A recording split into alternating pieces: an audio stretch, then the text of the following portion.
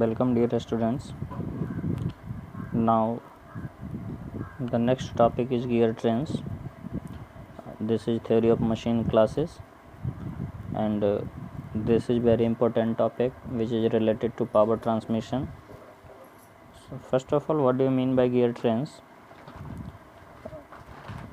Trains, that means when one coach is joined with another coaches, and this makes a chain is known as trains. Such as from these examples, if so many gears are connected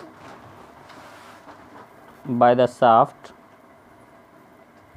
then the train makes a train, and then the gear makes a train, and this gears is known as gear trains. When two or more gears are made to mesh with each other to transmit power from one shaft to another shaft, then such a combination is called gear train or train of toothed wheel. Now, first of all, we have to know the nature of gear trains depend on what? It depend on the velocity ratio and the relative position of the axis of the shaft. Relative position, where the shaft is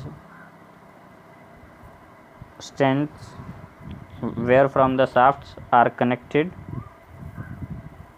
Now, a gear train consists of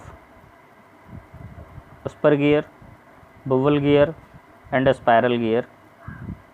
This is an example of simple gear train. Simple gear train, that means when one is a driver and another is driven, and this is idler.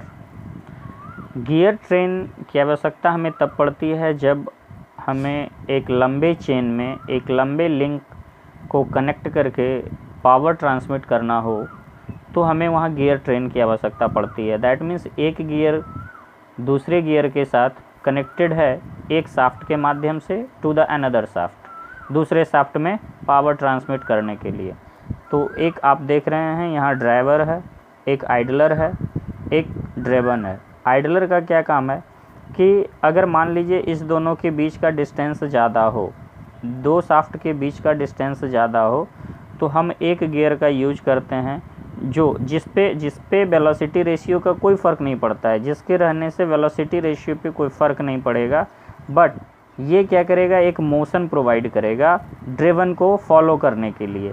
जैसे अगर हम gear को anti clockwise rotate करते हैं तो इसके साथ जो टूथेड होंगे ये आइडलर को अगर हम ड्राइवर को क्लॉकवाइज में रोटेट करते हैं तो ड्रिवन को भी एक डायरेक्शन देना होगा. अब क्या है कि ये दोनों ड्राइवर और ड्रिवन एक साथ मैशिंग में नहीं है, बीच में आइडलर है. ये आइडलर क्या काम कर रहा है कि ये सबसे पहले अगर ये क्लॉकवाइज में रोटेट कर रहा है तो आइडलर एंटी क्लॉकवाइज में रोटेट करेगा, और आइडलर के एंटी क्लॉकवाइज रोटेशन के कारण ड्राइवर या ड्रिवन जो है क्लॉकवाइज में फिर पुनः रोटेट करेगा. यानी अगर हमें सेम डायरेक्शन का चाहिए सेम डायरेक्शन में, तो हमें इस गियर ट्रेन की आवश्यकता पड़ती है, जिसे हम सिंपल गियर ट्रेन कहते हैं. ये अब आप देख रहे हैं idler are intermediate gears which are used for following purpose. That means to connect gear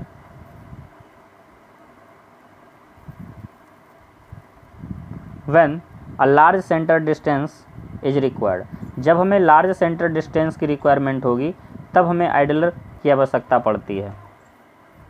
now to obtain the desired direction of motion of the gears clockwise और anti clockwise. Now types of gear trains, there are so many types of gear trains. That means simple gear train, compound gear train, reverted gear train, and epicyclic gear train. Now one by one we have to discuss. First of all, simple gear train. Simple gear train, we have say that when there is only one gear on each shaft, एक gear पे जब एक ही shaft connected हो तो उस तरह के assembly को हम सिंपल गियर ट्रेन कहते हैं। और ये सारे जितने भी गियर्स होते हैं वो उनके पिच सर्किल से रिप्रेजेंट किए जाते हैं। Okay, when the distance between the two shaft is small then two gears first and second are made to mesh with each other one shaft to another. अगर हमें दो गियर्स के दो shaft के बीच का पावर ट्रांसमिशन करना हो जो बहुत ही क्लोज डिस्टेंस पे हो, ज़्यादा डिस्टेंस नहीं हो उसके बीच में, तो हमें सिंपल गियर ट्रेन की आवश्यकता पड़ती है। नाउ सिंस, अब आप इसका एक डायग्राम देख लीजिए। डायग्राम, ये ड्राइवर है, ये आइडलर है और ये ड्रिवन है। ठीक है, हमने ड्राइवर को मोशन दिया तो सबसे पहले वो मोशन आइडलर में आया और आइडलर के ज़रिए ये मोशन हमें ड्रिवन को मिला। ठीक है, इस तरह से अगर हम देखें तो यहाँ ड्राइवर का जो मोशन है, ड्राइवर का जो डायरेक्शन ऑफ मोशन है, ड्रिवन का जो डायरेक्शन ऑफ मोशन है, वो दोनों सेम है। ये आपका फ्रंट व्यू दिख रहा है, ये जो शाफ्ट असेंबली है ये आपका फ्रंट व्यू है। अब अगर हम इसकी वेलोसिटी रेशियो को फाइंड आउट करें तो एज्यूम करते हैं कि let us suppose n1 equal to speed of gear 1 जिसे ड्राइवर कहते हैं, और n जो है रोटेशन है, that means rpm, revolution rotation पर minute, n2 speed of gear 2, t1 number of tooth on gear 1, t2 number of tooth on gear 2। अब देखिए सबसे पहले क्या है कि सिंस द स्पीड रेशियो या वेलोसिटी रेशियो जिसको कहते हैं ऑफ गियर ट्रेन, क्या होता है जो ऑलरेडी मैं पहले बता चुका हूँ कि ratio of the speed of driven, ratio of the speed of the driven follower speed and the ratio of speeds of any pair of gears maze with inverse to the number of teeth. अगर हम देखिए यहाँ n1 n2 इसके reverse में ये हो रहा है। अगर हम रेशियो करें स्पीड का तो इसके जस्ट रिवर्स में यानी इनवर्स में रेशियो टूथ का मिल रहा है। यहाँ n1 है, डिनोमिनेटर में n2 है, लेकिन यहाँ टीथ में नोमिनेटर में n2 है, डिनोमिनेटर में t1 है। तो हम कह सकते हैं कि ये इक्वल है, यानी हम n1 n2 का, लेकिन इन्वर्स ऑफ टीथ का, नंबर ऑफ टीथ का। अब आती है ट्रेन वैल्यू। ट्रेन वैल्यू का मतलब होता है स्पीड ऑफ ड्राइवर या follower to the speed of the driven, या ट्रेन वैल्यू हम कह सकते हैं n2 by n1 equal to t1 by t2। This is the reciprocal of speed ratio. This is, देखिए ऑब्जेक्टिव आ सकता है, this is the reciprocal of speed ratio. Now देखिए मैंने लिखा भी है train value is the reciprocal of speed ratio. Okay, अब क्या है कि if the distance between the two gears is large then motion from one gear to another may be transmitted by either or following two methods. दो method से कर सकते हैं, या तो फिर by providing the large size gear and second by providing one or more intermediate gear. One or more intermediate gears को हम कनेक्ट करके हम पावर को ट्रांसमिट कर सकते हैं, और ये इंटरमीडिएट गियर ही हमें कंपाउंड गियर्स बताते हैं कि उसके बीच में अगर हम लगा दिए तो वो कंपाउंड गियर्स होते हैं। तो सिंपल गियर ट्रेन में आप वेलोसिटी रेशियो देख लिए, ट्रेन वैल्यू देख लिए। नाउ अब अगर हम कहें कि अभी तो एक आइडलर लगा हुआ है, अगर नंबर ऑफ़ आइडलर्स लगे हुए होंगे तो कैसे कंसीडर करेंगे, तो हम लेके चलते हैं कि now n1 equal to speed of driver in rpm, n2 speed of intermediate gears in rpm, n3 number of driven और follower, t1 number of teeth on driver, t2 number of teeth on intermediate gear, t3 number of teeth on driver और follower. Now since the driving gear 1 is matching with the intermediate gear, जो driving आप देख रहे हैं कि ये first जो है मैचिंग इसके साथ है, ठीक है, और ये मैचिंग इसके साथ है।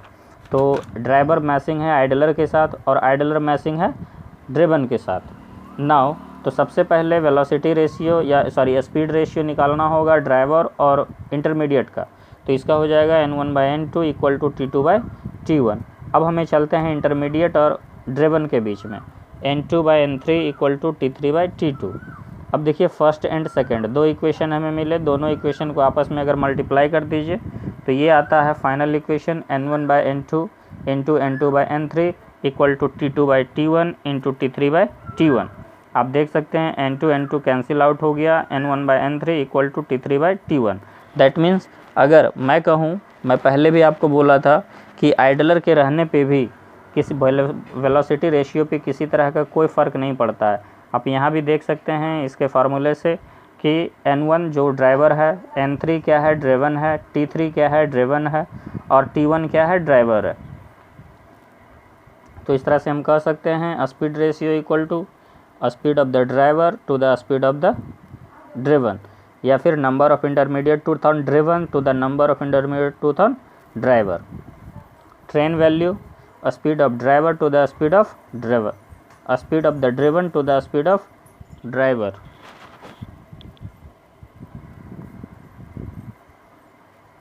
Now some notes.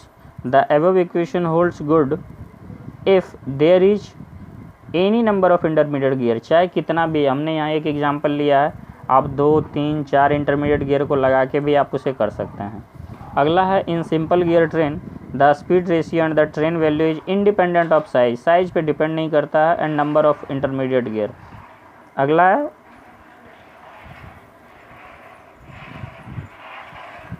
idle gear or intermediate gear do not affect the speed ratio. Now idle gear are useful gear in bridging over the space between the driver and the driven. Thank you for today.